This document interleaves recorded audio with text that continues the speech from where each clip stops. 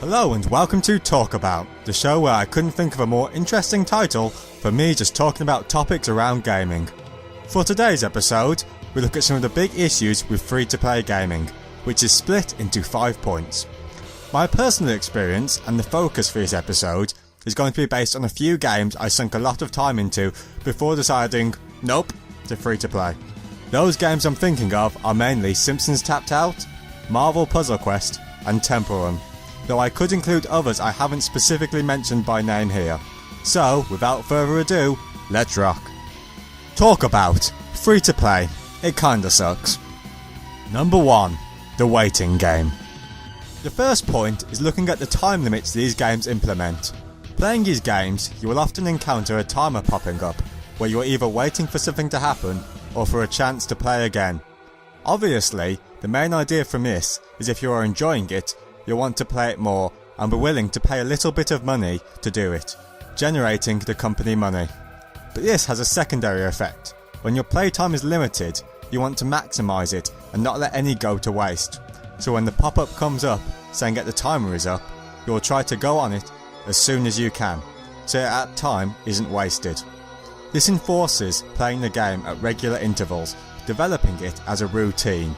When it has been enforced as a routine, it becomes harder to quit and a behaviour we do naturally without even thinking about it. And this behaviour is reinforced by the prompts that pop up to inform us the timer is up, creating a mental association between the prompt and playing the game without even consciously thinking about it. And being negligent about this kind of insidious addictiveness isn't exactly the most ethical behaviour on the developer's part. Number 2. The grind.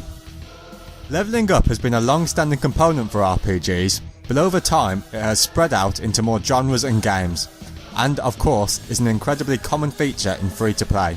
So why is this? Well, the simple answer is that it makes us feel good. Getting a little reward for what we've done makes us feel good, and obviously since we like that reward, we will continue to play to get these rewards. The progression for these level ups is tied to an exponential curve, so later levels require more experience than the earlier levels.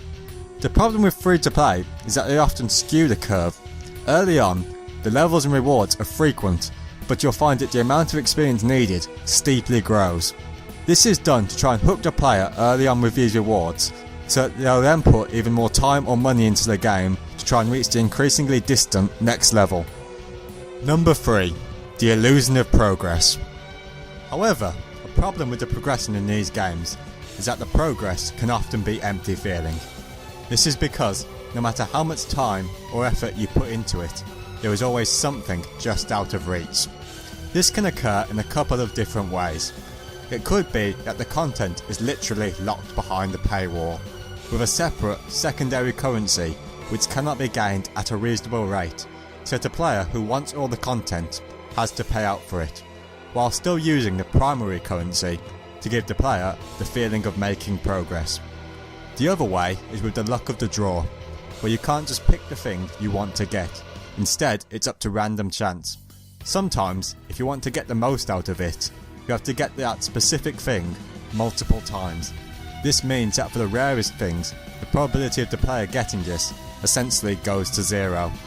The developer will likely claim a player can, but while it is technically true, realistically it just isn't going to happen, no matter how much time or effort is put into it.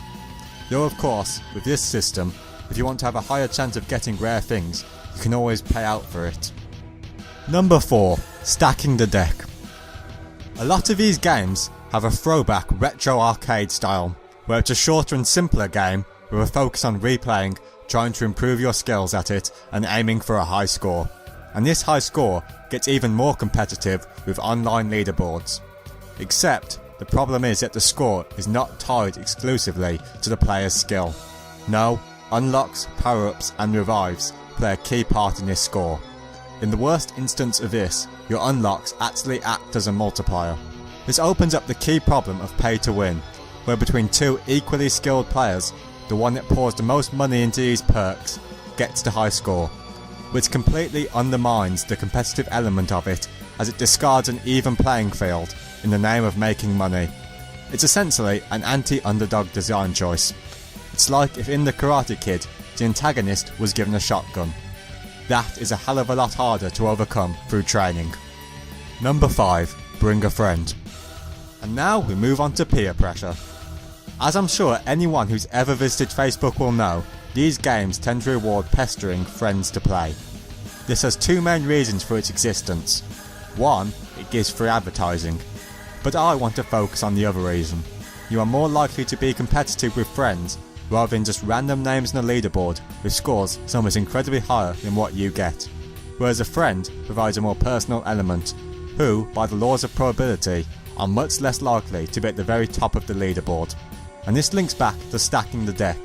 Your friend that pestered you to play the game will likely already have advantages over you due to playing the game, so you'll be more likely to plonk some money down to even the odds. Number 6. And another thing. But there is one more thing that puts me off free to play that these 5 points don't fully cover on their own. If we take the cost out of the equation, there's not a single game I can think of that is a better game for being free to play. Well, actually, to play devil's advocate with myself, there's one way free to play games are better. The developers frequently add updates and special events as they are more interested in keeping players playing longer rather than only interested in the initial purchase, which obviously gives these games a longer life. But personally, for me, this isn't enough of a redeeming factor to play free to play games over the more traditional buy the game, play the game style. Well, that's it for this video. Thanks for watching. If you would like to see the rest of this video, please insert £5.